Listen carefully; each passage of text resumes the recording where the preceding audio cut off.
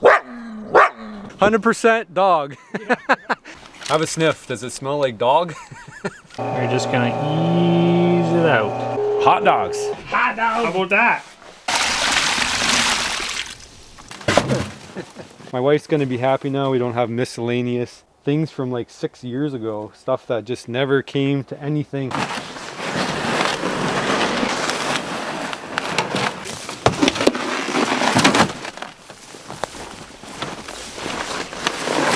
Way at it. But this is an old bin anyway and it had a hole in it, so. Oh, look, it worked. How's that look? Tasty? Wanna look at that? Delicious meat popsicle. Lovely. Oh, and it smells too. Did it freeze all the way to the bottom? I don't think it froze. Ooh, the fresh kill site. Oh man, it smells like success. Delicious if I were a predator. It actually has some pretty good goat smell. So here's an idea of what it looks like in here. There's Kevin in the dogwoods. It's frozen. Yeah, it's pretty cold. Truthfully, I've been gathering it for coyote bait for a long time. So my wife is going to be super happy that this is in the bush and not in my freezer anymore. I'm not really sure what I cut into here. It smells both repulsive and delicious at the same time. I think I cut into a little bit of that fall salmon. As you guys know, fall salmon, not the best salmon in the world unless you're really gonna pay special attention to it. Now my mouth is watering. Thinking about fall salmon.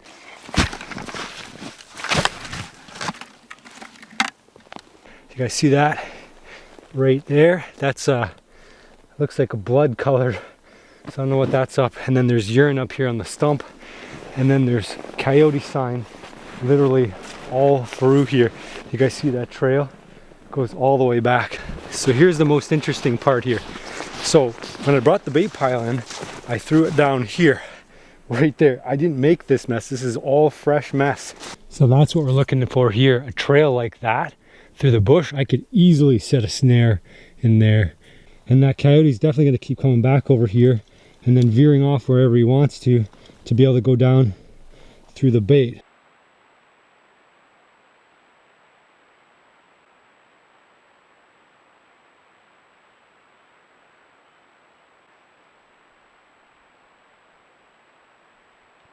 So here's our snare here. At the one end, of course, we got a swivel. This will attach to an earth anchor. I'll show you that in a second. And at the top here, we have a little spring which we can attach a stick, maybe a piece of dogwood or a piece of wire. That'll hang the snare up in, off the ground was what you want.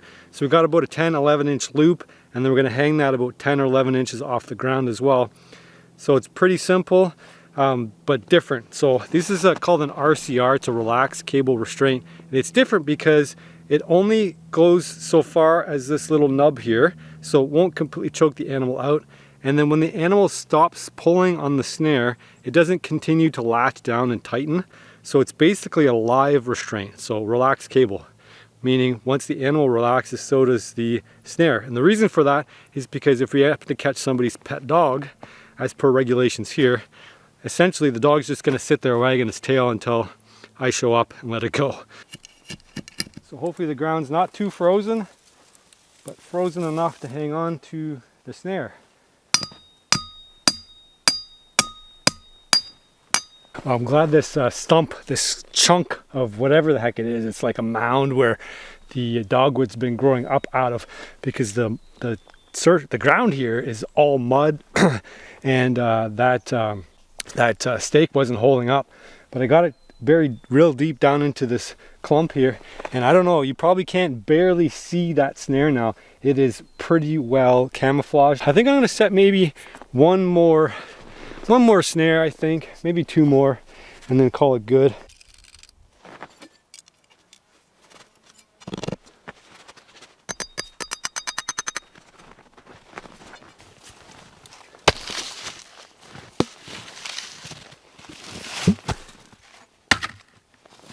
I think we're on like day 20 or something like that.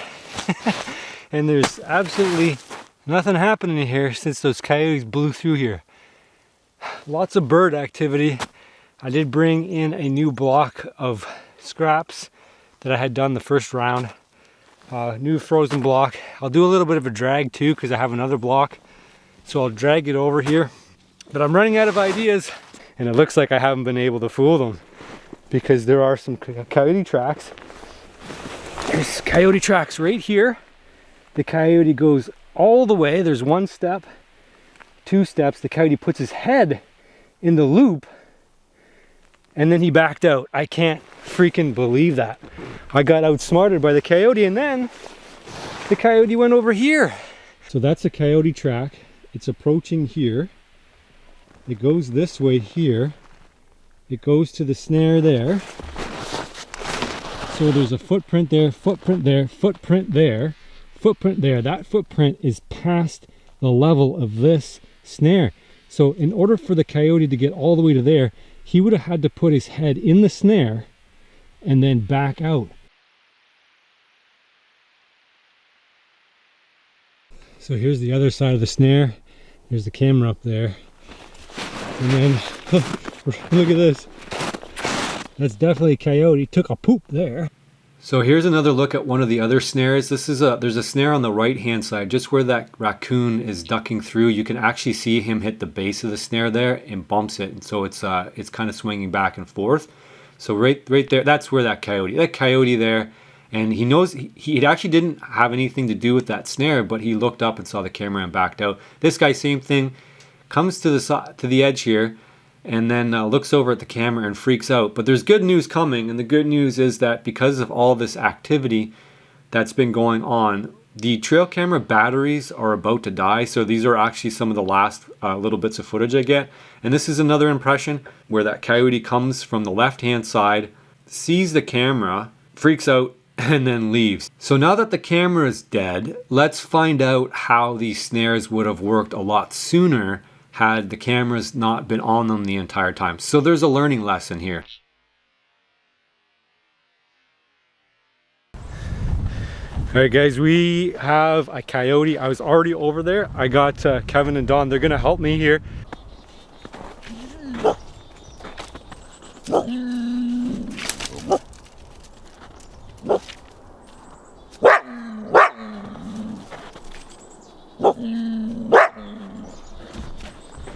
A lot. You guys who don't trap, this eats everything. It eats turkeys.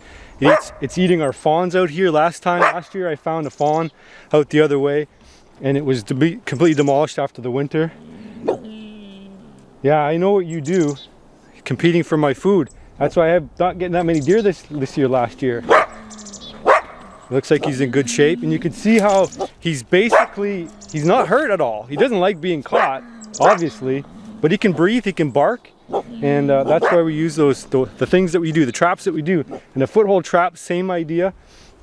It doesn't hurt the animal. I got a story actually that Bean got trapped in the foothold trap. We didn't talk about that. Wish I had it on camera, but he yelped, or she yelped for a little bit, and Kevin was with her, but he knows how to operate the traps just in case, and he can call me. But he's the landowner, he's the steward here, and he's happy. You happy to get rid of this guy? Absolutely. Yeah, because this guy is going to eat you. Might eat my duck. You try a hot dog? I'll try a hot dog. What the heck? Can't be any worse than a regular hot dog, right? Well, at least you'll know what's going into this That's one. right, yeah. But I am going to go get my gloves because whenever you're touching any kind of wild animal like that, they carry like all sorts of really weird things. So if you're going to eat a coyote, you obviously got to make sure that you cook it well.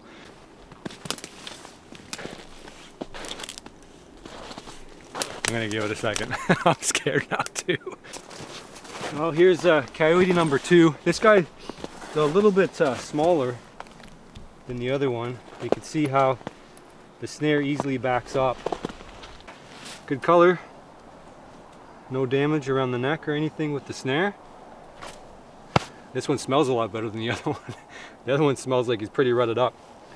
Anyway, we'll get this guy dragged out. Probably about 20-30 pounds, that's about it. All right, let's go get the other one.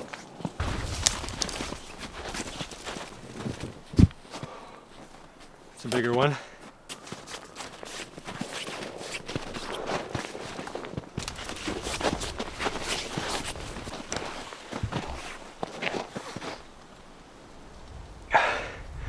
It's heavy.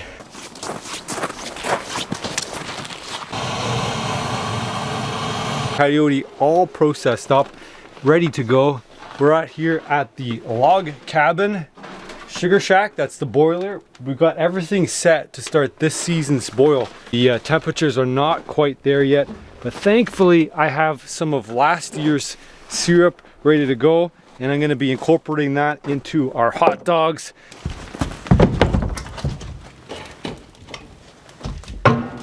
Some of the hind quarters off some of the front quarters.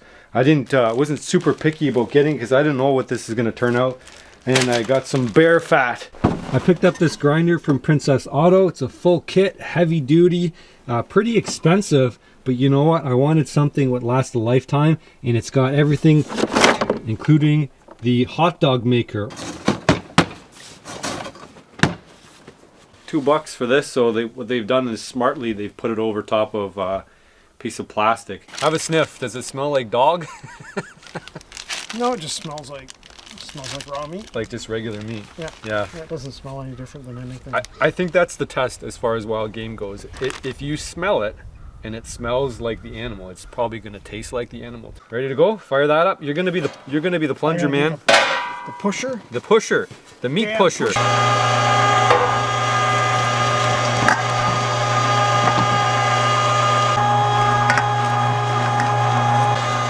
So it doesn't get all gummed up, I'm gonna do like a handful of each and just do a little bit of fat and then a little bit of meat.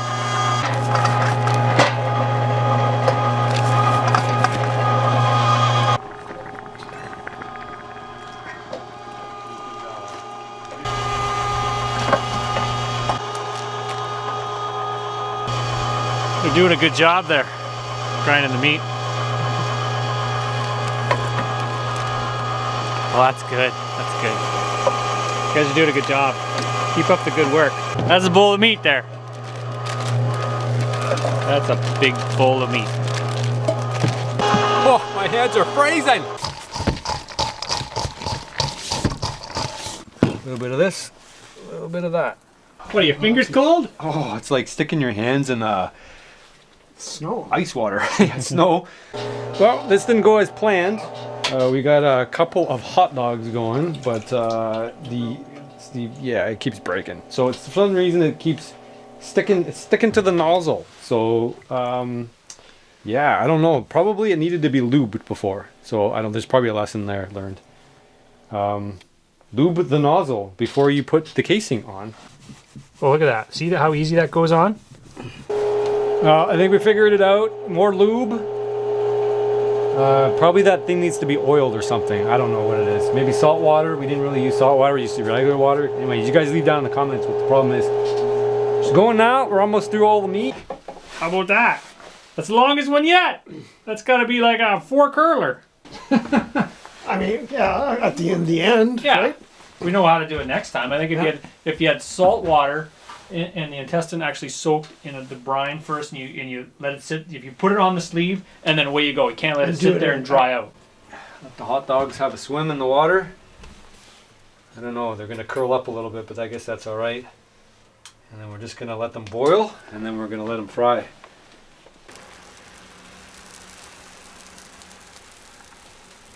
Well, Kevin thinks I should overcook them, and I'm not gonna do that. So I'm gonna take mine off. Or you can leave yours on if you want. You're winning on the bun to sausage ratio there. It's a little. Won't use my fingers. You gotta let her hang out there. It's hanging. There you go. Look at like hanging large. I'm gonna have to taste Or it naked. first. You're gonna do naked? I might start off naked. There's a brave guy. All right. So there you go, brave. Well, I think we got the ratios right because, like Don was saying, I taste everything separately. So what do you think, Kev? What do you rate that out of 1 out of 10? 10 being good, the best thing you ever had in your life. It's 5. 5. Maybe it's 6. Wow. Because it just leaked all over my. Like, for convenience wise. That's because you didn't tie the ends up. No, that one is tied up. That's the reason. It just exploded. It actually went all over me. Yeah, I'm gonna say hot dog. Legit hot dog. Authentic hot dog. I'm gonna say it's I'm gonna say 9 out of 10. You said 7? 7.5. 7.5. Kevin said 5. He's not a big fan. I'd say 6. It's because he's a pet owner. He bumped it up to 6. Guys, meat's meat. If you're adventurous enough and you're careful enough in your preparation, you can eat almost anything.